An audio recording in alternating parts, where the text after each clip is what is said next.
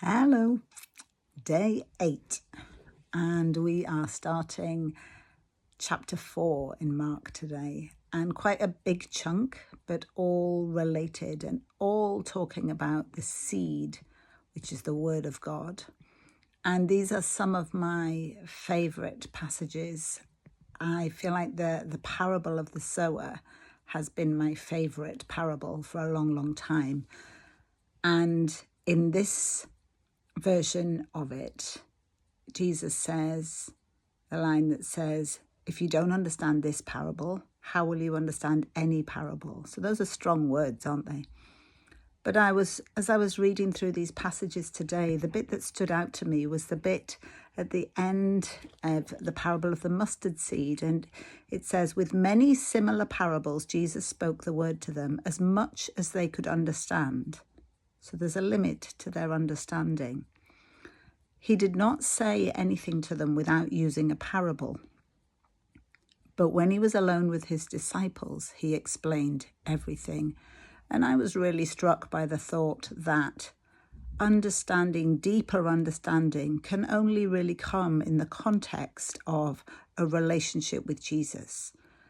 And so there are those where the seed is scattered and it falls on different ground, and that talks about the condition of our heart.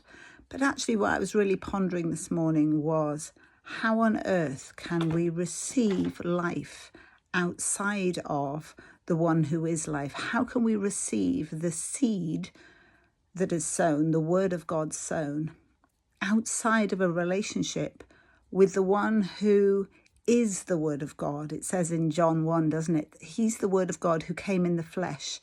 And so how can we understand the word of God, receive that word into our heart and really allow it to bear fruit without having, outside of receiving Jesus, outside of receiving him, because he is the word of God made flesh.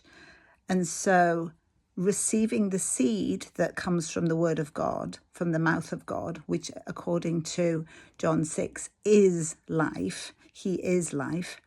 Receiving that seed is receiving Jesus. And then the fruitfulness and the multiplication of that seed comes through continuing intimacy with him. As we remain in him, that's when we bear fruit. And so I've been pondering receiving Jesus and the depth of that relationship that I want to grow this morning in order to bear fruit.